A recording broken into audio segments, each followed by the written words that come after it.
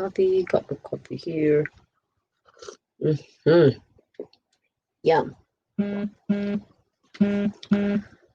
Dum dum dum. Okay. Let's get started. So, we've been talking about Kundalini, how Kundalini works, the magnificence of Kundalini, and how that can help us, how breath work, and the very breath that we breathe can support us to clear out our subconscious mind from all of the skeletons in the closet, clear our obstruction in our body, our physical body, and how to use the breath to purify ourselves. So, pretty cool stuff. Breath work, again, is the miracle of God, right? It's just so you know, that's what it is. It's basically taking the very breath that we breathe in simple movements and connecting ourselves to the divine or to the spirit so that we're able to create the things that we want to create in life without all of the obstructions that get in the way. Now, they're going to get in the way. That's part of life, right? We always have these hiccups in life. We always have things that show up. We think that things are going to go like this, or it's going to go linear, or we're going to go from here to here and grow. And it sort of goes like up and down like this. But what we try to do is we try to get to a place where we sort of go like this. Instead of bouncing all over the place, that our emotions can go like this. Okay. And just slowly move it rather than being up and down on a roller coaster ride. So Kundalini will provide that as well. The support to get there, to clear the obstruction so that the flow of life is seamless, so that it's not so clogged and forced out, and then clogged and forced out, okay, over and over again. Okay, so we were talking about how it affects the body. In the case of Kundalini-related strokes or heart attacks, the neurotic conflict on the level of the mind blocks the resolution of awareness into spirit, which the energy and the vector of the process of spiritual awakening require. But when the obstacles resolve, the process becomes harmonized with its internal tendencies, and instead of causing affliction to the physical body, it causes experiential unveiling of the spirit connected with the area of the body where the affliction existed. Again, it's allowing, good morning, Nicole. Good morning, Jennifer. I think I said good morning already. It's allowing yourself to free up the obstructions that are caused in the body, in the mind, in the spirit. And when you do that, basically there's some synergy or harmonization between the spirit and the body. It's harmonization, okay? It's like it's where bliss and grace exist. In other words, gateways to the spirit open at the location in the physical body where the disease used to be, in the affected areas of the brain or heart. The same holds true for other areas of the body that correspond with spiritual centers. The next group of physical affliction relates to the areas of the body where there is less possibility of an associated neurotic conflict due to the specific meanings associated with these areas. Because such meanings are multi-level and present a very complex structure. In the Indian psychology of Kundalini Yoga, at least two levels of mind are differentiated. Mind without certainty of knowledge, which is manas in Sanskrit, and mind, intellect that has certainty, buddhi in Sanskrit. In Western science and philosophy, the levels of the mind and the types of cognition for complicated, frequently self-contradictory map. What is important to the understanding of the Kundalini-related pathology is to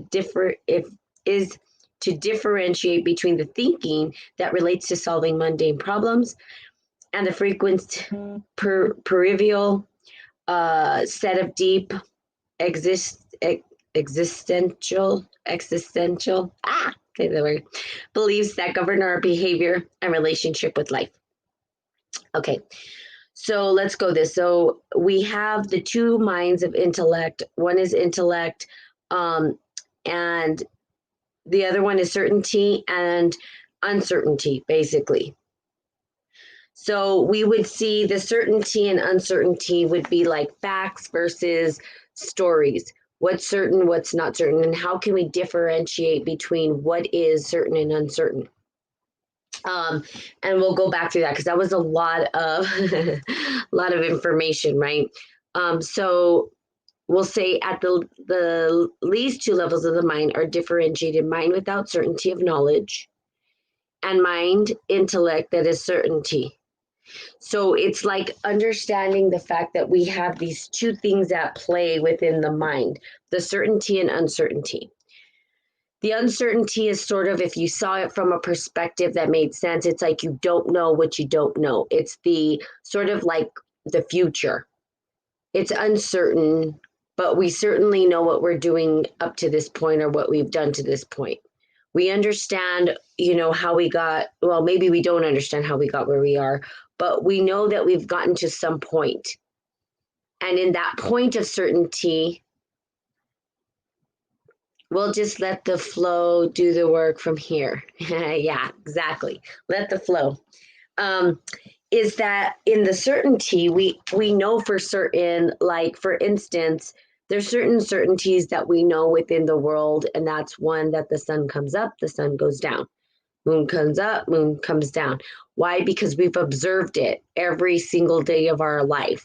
It's just a certainty.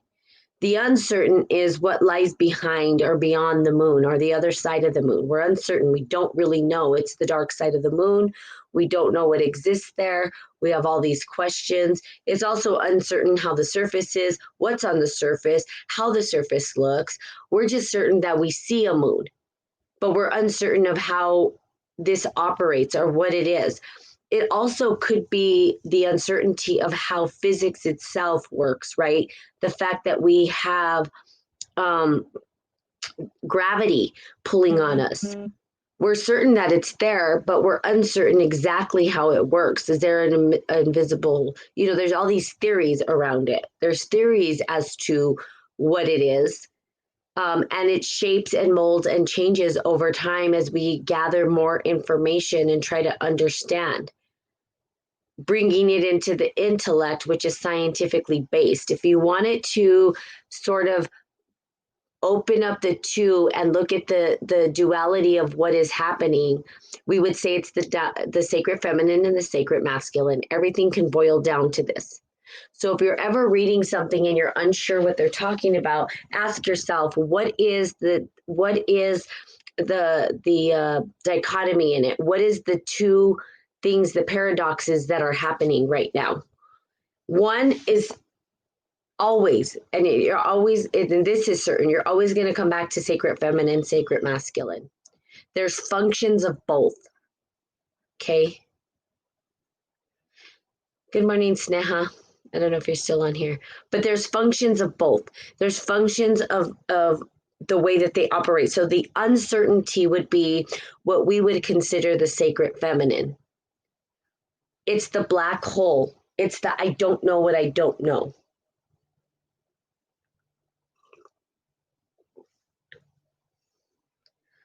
And then you have the sacred masculine, which is certainty, which is I know the facts. The facts say that this is material, and that when I tap my finger against it, it makes a noise or a vibrational frequency, or that I can hear it. That's certain. Maybe what's uncertain is you don't really know what's in here until I reveal it. So that would be the uncertainty. And then now you know what's in it because I told you it's coffee, but it could be water.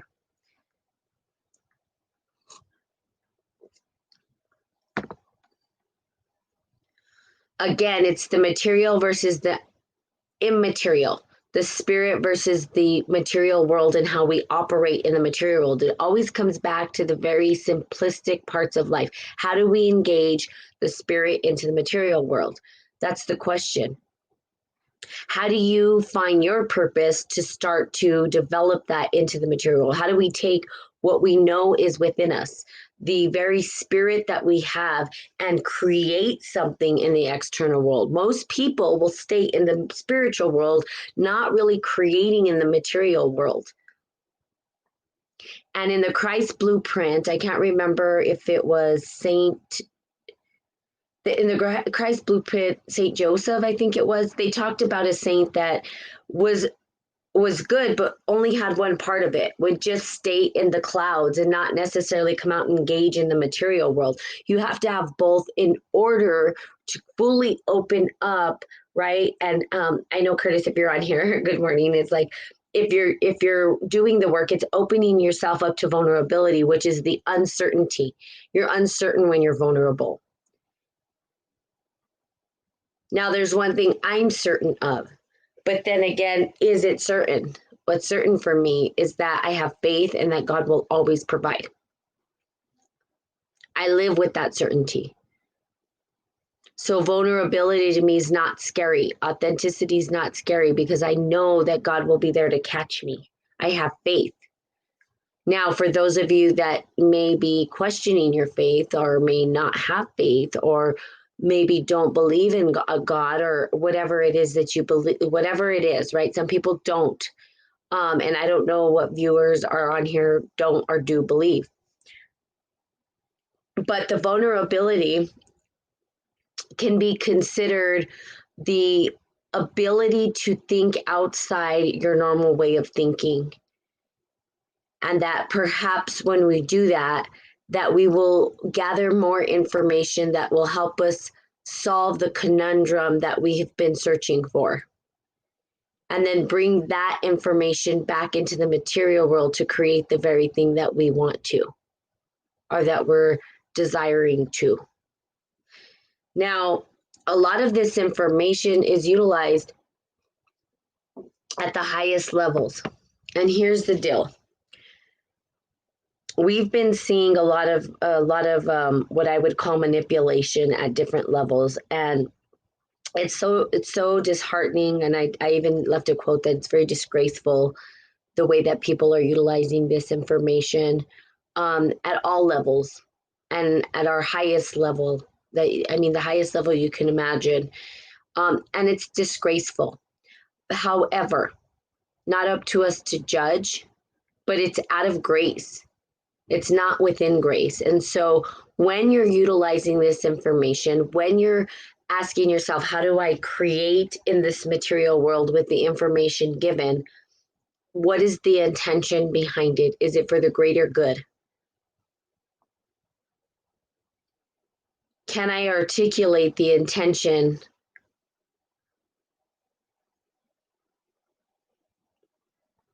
Can I say it with clarity? Can I get to the root of what it is that I'm trying to create? And is it for the good of humanity? I would say that about 98% of the population would say yes. And then there's very few who utilize this information to steer people in the wrong direction. So understanding it is really important. When you understand the Word of God, when you understand how these things are operating, you'll come to understand what the truth is. Now, the truth being your truth, not the capital T, the ultimate truth, but your truth and how you interconnect with your spirit and God. Not how I do it or how anybody else does it, but how you do it. Knowing that your heart is right. It's righteous, it's beautiful, it wants to do the very thing that's going to serve humanity rather than take from. That its operation is giving and receiving and the synergy between these two things. And it's just kind of flowing like this between giving, receiving, giving, receiving, giving, receiving, giving, receiving. And it's a back and forth type of thing. That is the abundance that we experience. And never are we without or do we lack when we live in the abundance, when we live in that space of I am enough and I have enough and there is enough and there will always be enough. The very life force that breathes in and out. Okay. So that's really what that was talking about. Again, it's the sacred feminine and masculine in different words.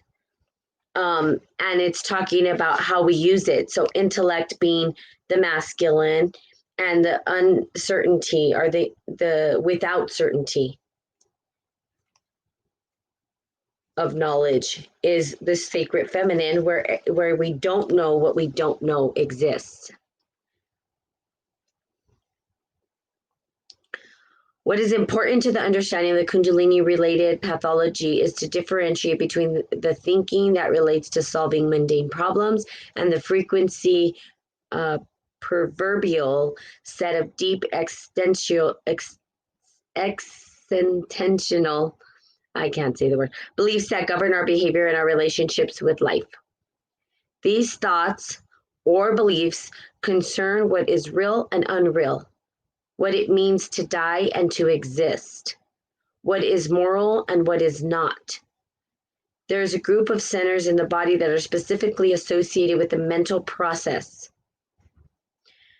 While none of these processes are better than the others, some of them are truer to the reality of spirit, to the enlightened state of mind that accepts the primacy of the ideal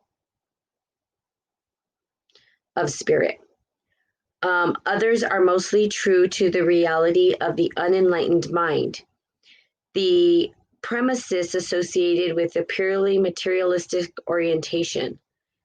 These mental domains are associated with structure of the subtle body that are called knots in the psychology of Kundalini. So how I relate to this, or what it's saying, is that, hold on, let me see. Others mostly true reality, unenlightened mind, the premises associated with purely, okay, so there's ego and then there's spirit. And, I was sort of reading, and this is how I'm going to explain this particular piece of the book.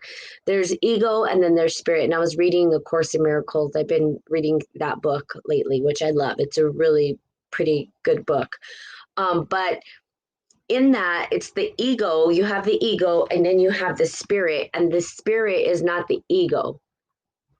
But the ego fights for survival. The ego is going to fight to remain. Is it true? No. This is where our stories come from. It's not factual. It's not reality. It's just made up by the ego. It's made up by the ego in order to survive. Now, is there anything wrong with an ego? No.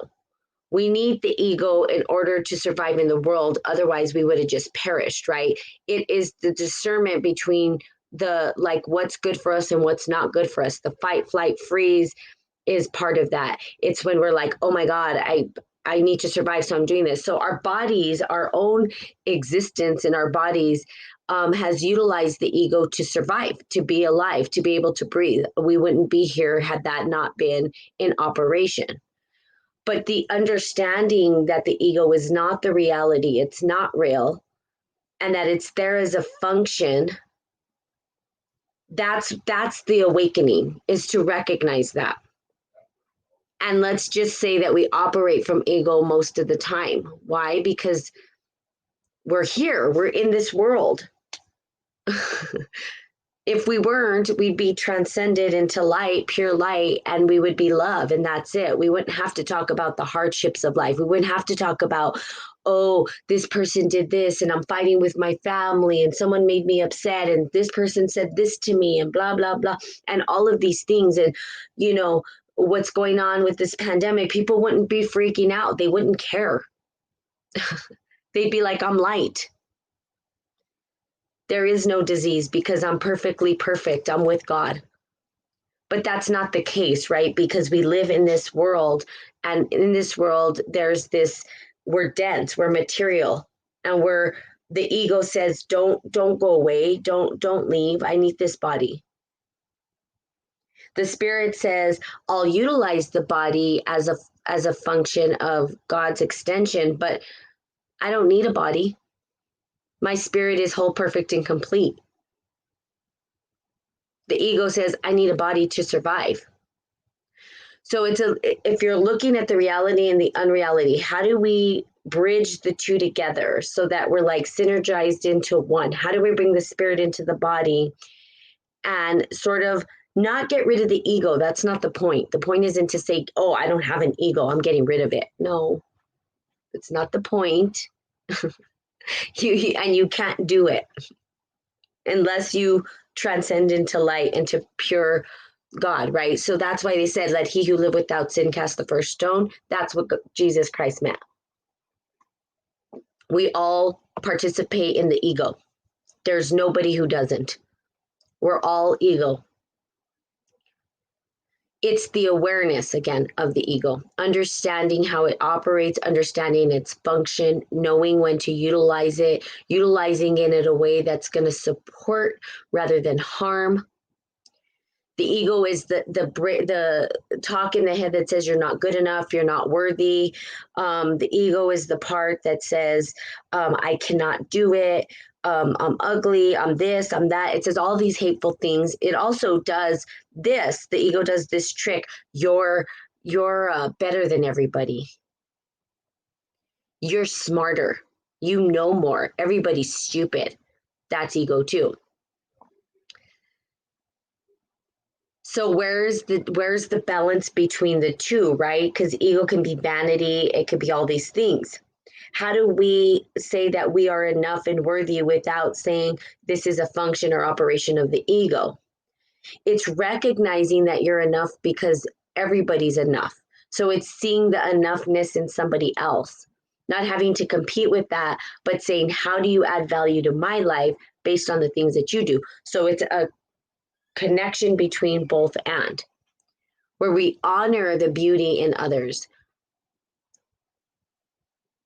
where we support one another in our gifts rather than, oh, I'm better at that than you, or oh, I could do it better, or they did a terrible job, or instead of saying, wow, it's amazing. So that there's the different mindset. It's amazing that they're working on this craft, that perhaps one day they'll be the best painter in the world. Or perhaps one day they're going to be the best driver or the best cook or whatever it is. And to support that for people. And to engage in the I am enoughness. I am enough. I am worthy as well. I'm worthy of working on my craft. I'm worthy of working on my gifts. I'm worthy of receiving abundance and gifts. I'm worthy of giving them away if I need to. It's the unattachment to the material world, but not easy to practice, of course. It's not the easiest to practice, not for everybody. And we all struggle together, and that's okay. It's just the practice and recognition that the ego is in operation. And when is the ego there? When is it operating? Is it serving me or is it harming me? Knowing that it's not real. The ego is not real. This is the hardest thing for people to understand. This is the hardest thing to get to. Why? Because the ego can do some really, really, really foul things to survive. When it's really getting sucked dry and it's really starting to minimize, it will do foul things or what looks like foul things to make it live. And we see people operate completely from that in fear of losing that ego. And we can look at those people and rather than judge them for it, we can love them and say, forgive them for they know not what they do. That's why I love Jesus Christ. He put it in very simple layman terms, very easy. Forgive them for they know not what they do. They do not understand that they're operating in ego. They do not understand that they're fighting for something that's not real. That's us like being self-righteous. Like, I have to be right about this. You're fighting for your ego, which is not real. You don't have to be right. Why do you got to be right? Why does it matter?